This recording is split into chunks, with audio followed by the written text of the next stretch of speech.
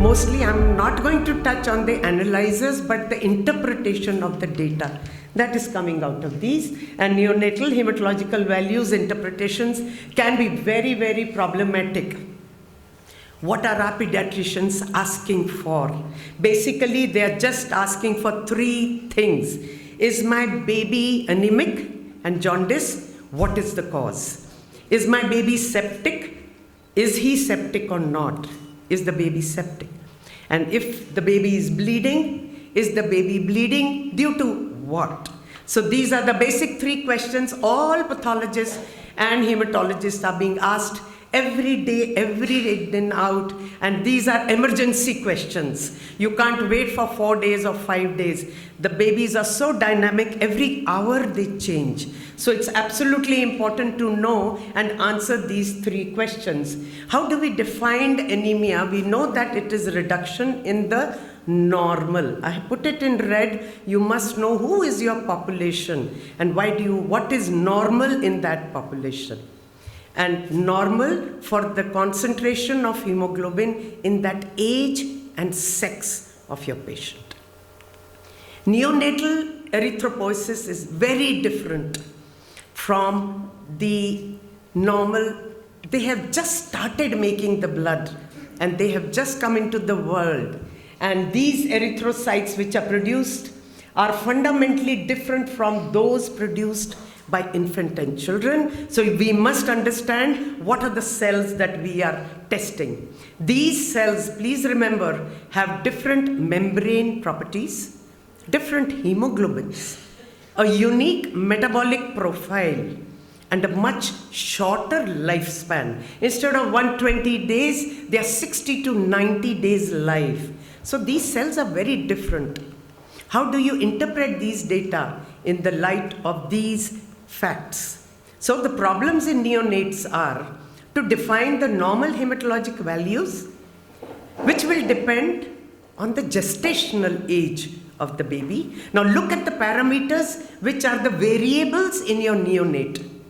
Age in hours. Is the baby just born or is the baby 6 hours old? Will make all the difference to your normal values. Is the baby sick or is it a normal healthy neonate? And what is the level of support that the baby needs will decide what is normal for that particular baby. And what is most important is where are you testing the blood from? Is it the venous sample or is it a finger prick, heel prick sample? Because as I go along, you will see that it makes a lot of difference in your interpretation when you are collecting blood from these neonates. Let's look at this baby who is just full-term normal neonate, day 1, just about 24 hours old. Hemoglobin is 17 grams, 18,900 WBCs with 1,80,000 platelets, retic of 8% with hyperbil 14 total and 1 indirect, 1 direct. SGPT is normal, and that's the blood picture of this baby. Where have I gone? Have I lost it somewhere? Yeah. That is the blood picture of this baby. Hardly any polychromasia you can see. No NRBCs, no evidence of hemolysis. Yet your pediatrician is asking, why is the bilirubin 14? What do I do? He's 24 hours old. Is my baby hemolyzing? Is my baby anemic or not anemic? Well, looking at the criteria, the baby is not anemic. WBC count is borderline high for a 24 hours neonate.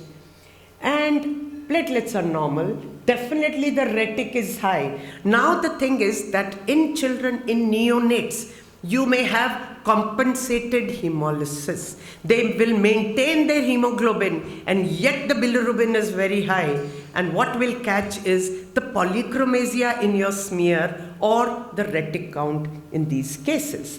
So we must know what we are looking at according to the age of our children.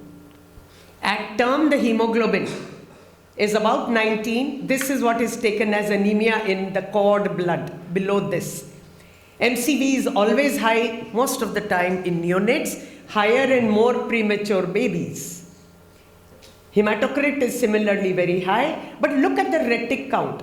It's only when they are very, very premature that you have retic high. Otherwise, at a term, full-term, normal baby, you should not have a reticulocyte count over 5%.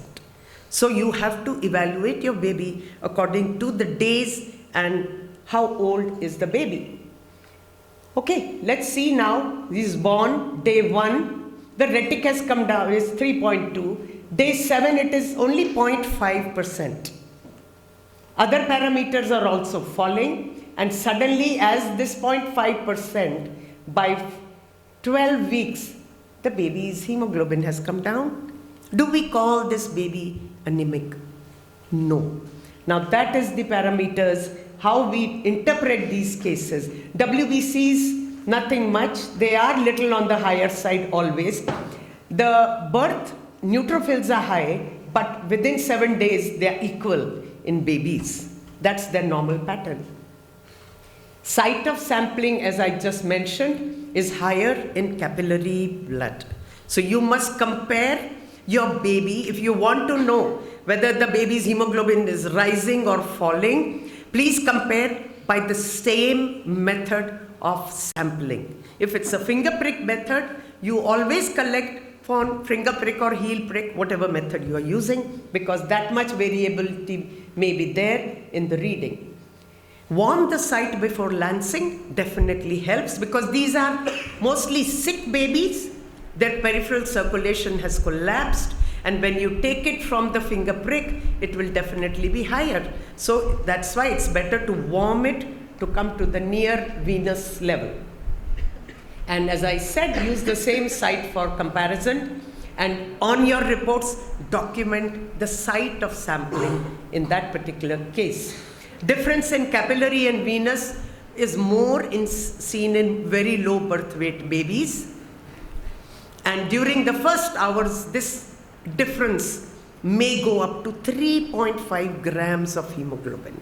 So you can see how much difference. If today you have taken a venous sample and it is 11 grams, and yesterday you have done by heel prick method, which was 14 grams, will you call that the hemoglobin has fallen? You should not comment on it. Because you look at the smear, polychromasia has increased, yes, maybe an indication. But otherwise, two different sites of sampling should not be compared, especially in neonates and more especially in very, very sick, low birth weight babies.